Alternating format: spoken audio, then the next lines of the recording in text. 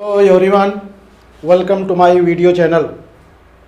आज मैं air force X और वाई ग्रुप में जो इंग्लिश का पार्ट आता है उसके बारे में एक मॉडल पेपर बता रहा हूँ, उसका मॉक पेपर बता रहा हूँ कि किस तरह का वो एक्स और वाई ग्रुप का जो एयर फोर्स का होता है।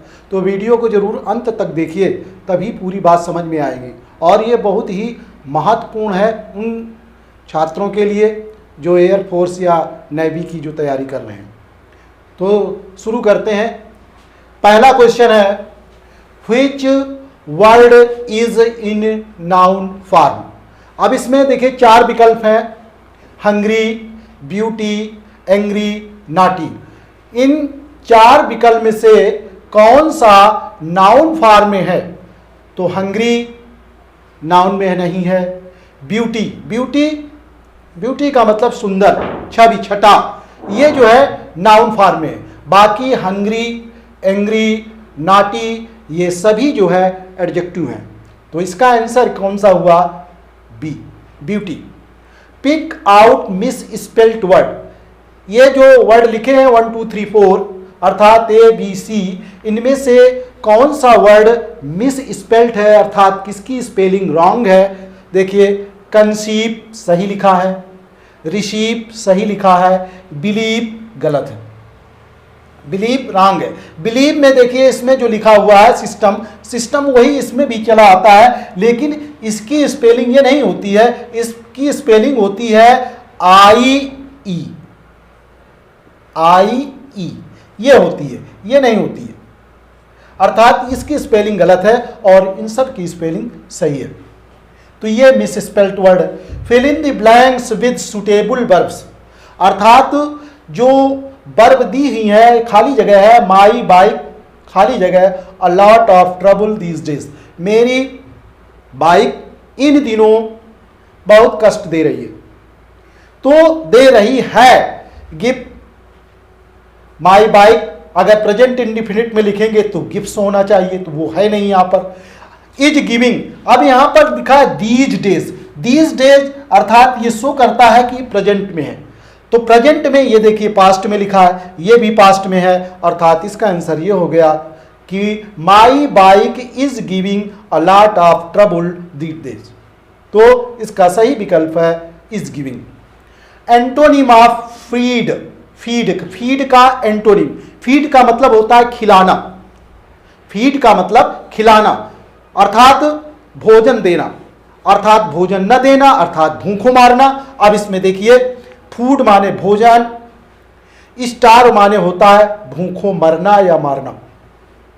अब कुक भोजन, कुक माने पकाना, और ईट माने होता है खाने का काम करना। तो यहां पर ये जो है फीड का एंटोनिम्स जो है, फीड माने खिलाना, उसका जो अपोजिट है एंटोनिम है वो स्टार्व, भूखों मारना। सिनोनिम ऑफ कर्टल का मतलब होता है संक्षिप्त करना, छोटा करना, काट करके कम करना। तो ये देखिए वाइडन, चौड़ा करना। शीट माने होता है चद्दर, paper.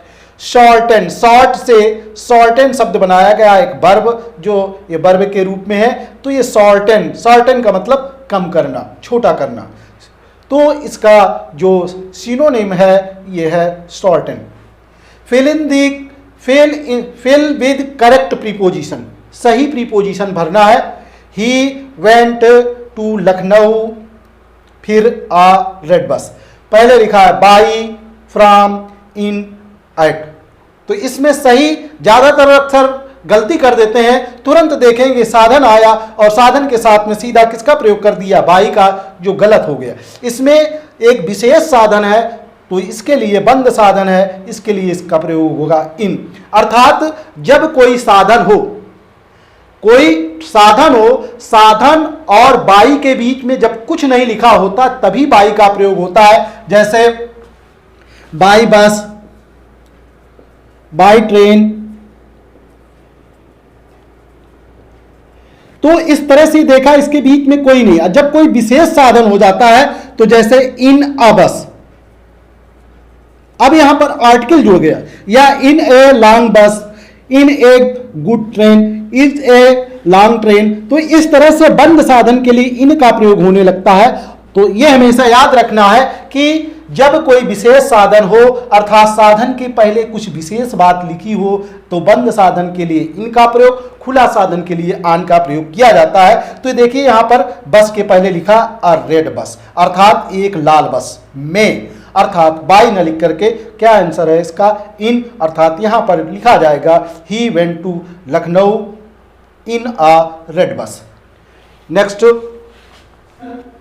Pick out correct spelling, अर्थात जो वर्ड लिखे हैं इनमें से स्पेलिंग किसकी करेक्ट है। Lieutenant, lieutenant, lieutenant, lieutenant. देखिए तो इसमें जो लेफ्टिनेंट की स्पेलिंग ये होती है। अब ये देखिए यहां पर किस तरह से लिखा है, इसमें किस तरह से लिखा है, इसको कंठस्थ करना पड़ेगा, याद करना पड़ेगा कि इसकी लेफ्टिनेंट की स्पेलिंग किस तरह से होती है, ये हमें याद रखना है। इसको इस तरह से होती है। प्लूरल ऑफ एक्सिस, अच्छा इसका प्लूरल क्या है, देखिए एक्सेस, एक्सेस, एक्सेस, एक्सेस। अब जब इस तरह से किसी में आईएस, कुछ ऐसे शब्द होते हैं नाउन शब्द जिनको प्लूरल बनाने के लिए जिसमें एक्स आई ई एस लिखा होता है, उसको जब प्लूरल बनाते हैं तब आई को ई में लिख देते हैं। ये हो गया इसका प्लूरल। एक्सिस का एक्सेस, ये प्लूरल इसका है। ये इस तरह से नहीं लिखा जाएगा, ये इसका होता है। A tired man can not work hard, एक थका हुआ आदमी परिश्रम नहीं कर सकता। अब यहां पर नीचे लिखा है टायर्ड इन द सेंटेंसेस, अर्थात जो सेंटेंस में टायर्ड ये वर्ड आया है, ये टायर्ड वर्ड इस सेंटेंस में जो आया है ये कौन सा पार्ट्स ऑफ स्पीच है, इसमें नाउन की, एडजेक्टिव की, एडवर्ब या वर्ब, कौन सा इसमें पार्ट्स ऑफ स्पीच है। अर्थात टायर्ड मैन, थका हुआ आदमी, अर्थात इस मैन की विशेषता बताने वाला ये एडजेक्टिव शब्द है, अर्थात इसका ये सेकंड नंबर सही है, बी नंबर सही है, एडजेक्टिव है टायर्ड यहां पर। चूज द करेक्ट सेंटेंस, अब इसको ध्यान से समझना है। देखिए किस तरह से, he knows how to swim, वो जानता है। जब हम किसी क्रियाविधि को जानते हैं तब उसके साथ में हाउ टू का प्रयोग करते हैं। जब हम कोई क्रियाविधि को जानते हैं तो उस नो के साथ में हाउ टू का प्रयोग करते हैं। जैसे वो कार चलाना जानता है, अर्थात वो जानता है कि कार कैसे चलाई जाती है, तो he knows how to drive a car. तो उसी तरह से he knows how to swim, यही सेंटेंस इसमें देखिए करेक्ट है। अब इसमें देखिए मैं और बता देता हूं कि इसमें कौन सा सेंटेंस, जैसे ये लिखा है tell me where are you living, तो यहां पर ये गलत हो गया। अब ये देखिए टेल मी वेयर, ये आर पहले यहां पर आएगा। Tell me where you are living, मुझे बताओ कि तुम कहां पर रहे हो, इस तरह से। सी वाले में देखिए the English is spoken all over the world. अब यहां द इंग्लिश का मतलब होता है अंग्रेज, जबकि हम भाषा की बात कर रहे हैं। किसकी बात कर रहे हैं, भाषा की। तो यहां पर जो है द नहीं होना चाहिए, तो English is spoken all over world, तो सेंटेंस करेक्ट हो जाता है। इसमें देखिए he as well as I am guilty. अब एज वेल एज के ठीक पहले जो सब्जेक्ट लिखा है उसके अनुसार यहां पर वर्ब लगनी चाहिए, अर्थात यहां पर इज होना चाहिए, आई के अनुसार नहीं लगना चाहिए। ये as well as I am guilty, अर्थात जिस तरह से वो गिल्टी है उसी तरह से मैं गिल्टी हूं। तो ही एज वेल एज, तो ही के अनुसार यहां पर क्या लगेगा, इज लगेगा, तो सेंटेंस करेक्ट हो जाता। अगला सेंटेंस, अगला क्वेश्चन है antonym of frown is. Frown का मतलब होता है नाक भाव सिकोड़ना, अर्थात थोड़ा घृणा, क्रोधित करना, अर्थात मुंह बनाना, अर्थात अच्छा न लगना। अब इसका एंटोनिम्स लिखना है फ्राउन का, अनहैप्पी, तो ये उसी तरह से मिलता हो गया। एंग्री, ये भी उसी का सिनोनिम्स हो गया। इसके बाद देखिए स्माइल, मुस्कराना, नाक भाव सिकोड़ना, गुस्सा करना, इन सब का ये फ्राउन का उल्टा हो गया, ये पोजिट हो गया एंटोनिम, अर्थात यही इसका आंसर है। वीप का मतलब रोना। Next, Peter speaks more than one language, who is Peter, अर्थात पीटर एक से अधिक भाषा बोलता है, अर्थात तो पीटर को हम एक शब्द के रूप में क्या कहेंगे, देखिए यहां पर लिंग्विस्ट, फिर है पॉलीग्लॉट, पॉलीगैमी, पॉलीथिस्ट। तो जो एक से अधिक भाषाएं जानता है अर्थात बोलता है, एक से अधिक भाषाएं जो बोलता है उसको हम पॉलीग्लॉट कहते हैं। तो इस तरह से ये मैंने 12 क्वेश्चन बताए। इसके आगे और बता रहा हूं मैं। नेक्स्ट क्वेश्चन है सिनोनिम ऑफ एल। एल का मतलब होता है चीखना, शाउट, लाफ, वीप, स्लीप। तो पहला ही इसमें सही है, साउट, चिल्लाना, चीखना। लाफ हंसना, वीप रोना, स्लीप सोना। तो एल का मतलब है साउट, सिनोनिम इसका साउट हो गया। Passive voice of C wants two by A doll, वह एक गुड़िया खरीदना चाहती है। इस तरह से जब वांट करके, वांट और इन्फिनिटिव शब्द जब आए और तो उसको किस तरह से बनाया जाता है, देखिए इसमें विकल्प दिए, इसमें जो 4 विकल्प हैं इनमें से कौन सा सही है। A doll is bought by her. तो इसमें जो सब्जेक्ट होता है यही सब्जेक्ट की ही जगह पर बना रहता है, इसमें सब्जेक्ट ऑब्जेक्ट का कोई परिवर्तन नहीं किया जाता है। तो इसमें देखिए a doll is wanted two by her, ये भी गलत है।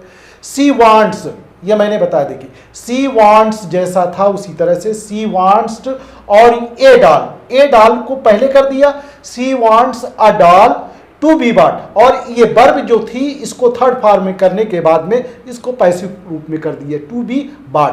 तो ये बन गया she wants a doll to be bought. तो इसका सी आंसर सही हो गया इस तरह से। अगला नंबर है 15, फाइंड द एरर। अब ये हर एग्जाम में आता है, कोई भी कॉम्पिटिटिव एग्जाम हो, ये हर कॉम्पिटिटिव एग्जाम में इस तरह का एक एरर से संबंधित जरूर आता है, करेक्ट सेंटेंस से संबंधित जरूर आता है। Beware the dog lest it will bite you, no error. अब इसमें पहले ए बी सी ये ऑब्लिक की चिन्ह बनी है, ए नंबर में, बी नंबर, सी नंबर में, और अगर कोई भी इसमें गलती नहीं है तो डी नंबर इसमें आ जाएगा, अर्थात नो एरर। इस सेंटेंस में कोई गलती नहीं है। तो हमें ये देखना है कि सेंटेंस में गलती क्या है, इसको ध्यान से देखते हैं। बी वेयर द डॉग, कुत्ते से सावधान रहिए। लेस्ट, लेस्ट का मतलब होता है कहीं ऐसा न हो कि, और जब लेस्ट का प्रयोग किया जाता है तो लेस्ट के साथ में शुड का प्रयोग किया जाता है, अर्थात यहां पर विल नहीं होना चाहिए, यहां पर क्या होना चाहिए, शुड होना चाहिए, शुड का प्रयोग होना चाहिए। लेस्ट इट शुड बाइट यू, कहीं ऐसा न हो कि ये तुम्हें काट ले। तो लेस्ट के साथ में किसका प्रयोग किया जाता है, शुड का, अर्थात इसमें गलती क्या है, कौन से नंबर पर है, एरर बी नंबर पर है। तो इसका आंसर ये सही है। फिर है इनडायरेक्ट स्पीच ऑफ, तो किसका, the teacher said you need not worry about it. अध्यापक ने कहा, किससे कहा, मुझसे कहा। देखिए यहां पर ऑब्जेक्ट छिपा है, यहां पर यू आया, यू को रिपोर्टिंग वर्ब का जो ऑब्जेक्ट होता है उसी के अनुसार बदला जाता है, तो यहां पर मी छिपा हुआ है। तो the teacher said to me you need not worry about it. अब इसमें ध्यान देना यह है कि जो नीड शब्द है, जो नीड वर्ब है, जब अफर्मेटिव सेंटेंस होता है तो अपना एक सिस्टम उसका अलग होता है, एक वर्ब के रूप में होता है, मेन वर्ब के रूप में होता है। जब ये निगेटिव या इंट्रोगेटिव के रूप में इसका प्रयोग किया जाता है तब ये एक मॉडल ऑक्सिलरी के रूप में काम करता है। तो इसके साथ में कोई भी आए, चाहे सब्जेक्ट सिंगुलर हो चाहे प्लूरल हो, सबके साथ में नीड नॉट लगेगा। I need not, he need not, she need not, they need not, तो सबके साथ में उसी तरह से लगता चला जाएगा। और जो वर्ब है वो फर्स्ट फॉर्म में लिखी जाएगी, उसमें कोई परिवर्तन नहीं किया जाएगा। तो उसी तरह से यहां पर ये देखिए सेंटेंस ये बनेगा, द टीचर सेड दैट। अब ये यहां पर मी है, मी को यू के अनुसार, इसको यू को मी के अनुसार यहां पर सब्जेक्ट रूप, यहां पर आई ले है। तो teacher said that I need not worry about it. तो यहां पर केवल दैट लगा देना, दैट के साथ में आई लिख देना यू की जगह पर। और देखिए क्या क्या लिखा है, the teacher said that I need not worried कर दिया। यहां मैंने कहा था फर्स्ट फॉर्म हमेशा, क्योंकि मॉडल ऑक्सिलरी में कोई परिवर्तन वर्ब में नहीं किया जाता है, तो ये ध्यान रखना है। फिर यहाँ पर देखिए इसको नीडेड कर दिया। जब मैंने कहा कि ये मॉडल ऑक्सिलरी के रूप में क्योंकि नॉट लगा है, तब इसका ये पास्ट टेंस कैसे आएगा। अगर ये अफर्मेटिव सेंटेंस के रूप में होता तब इसका जो है पास्ट टेंस आई नीडेड बन सकता था, लेकिन इसमें यह मॉडल ऑक्सिलरी के रूप में है तो इसलिए इसका ये नहीं बनेगा। फिर the teacher said that I need not worry about it, तो यही इसका विकल्प सही है, सी नंबर इसका सही है। ये देख लेते हैं अगला, the teacher said that I needed भी लिखा है, यहाँ वरीड भी लिखा है, अर्थात सब पूरा गलत है। तो इसमें कौन सा नंबर सही है? सी। ये हमें ध्यान रखना है कि ये नीड और डेयर एक ऐसे शब्द जो है जो अफर्मेटिव में है तो मेन वर्ब के रूप में काम करेंगे, अगर इंट्रोगेटिव और निगेटिव सेंटेंस के रूप में है तो एक मॉडल ऑक्सिलरी के काम करते हैं। मॉडल ऑक्सिलरी का मतलब ये होता है सब्जेक्ट से उसका कोई लेना देना नहीं है कि सब्जेक्ट सिंगुलर या प्लूरल कोई भी हो, सब में समान तौर पर लगती है। नेक्स्ट क्वेश्चन,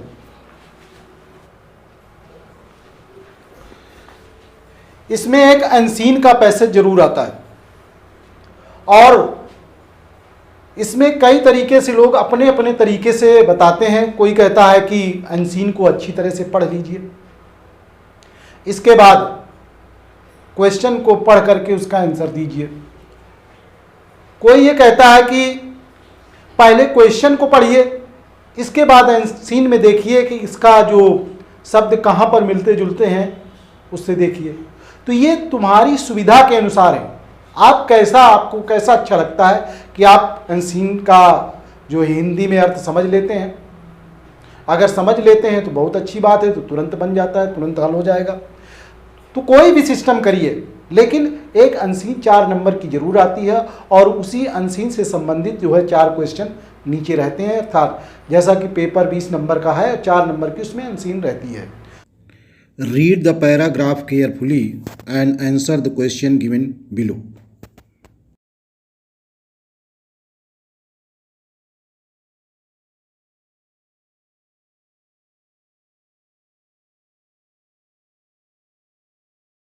तो इसमें ये 17 नंबर देखिए, हु वाज सर वाल्टर रेले, ये कौन था? अ ट्रेवलर एंड डिस्कवरर। तो ये एक ट्रेवलर और डिस्कवरर था, यात्री और खोज करता था। 18 नंबर पर, why did the servant rush up to his beloved master, जो नौकर था अपने प्रिय मास्टर की ओर दौड़कर क्यों गया? क्योंकि वो स्मोकिंग कर रहा था और स्मोकिंग करने से वो धुआं उगल रहा था और धुआं उगलने से उसको ऐसा लगा कि आग लग गई। तो यहाँ पर देखिए इसमें to see strange habit of his master, अपने मालिक की जो विचित्र आदत थी उसको देखने के लिए गया। To see the clouds of smoke, अर्थात जो बादलों का धुआं था उसको देखने के लिए गया। फिर to throw pail of water over him, या जो बाल्टी में पानी भरा था वो फेंकने के लिए ऊपर गया।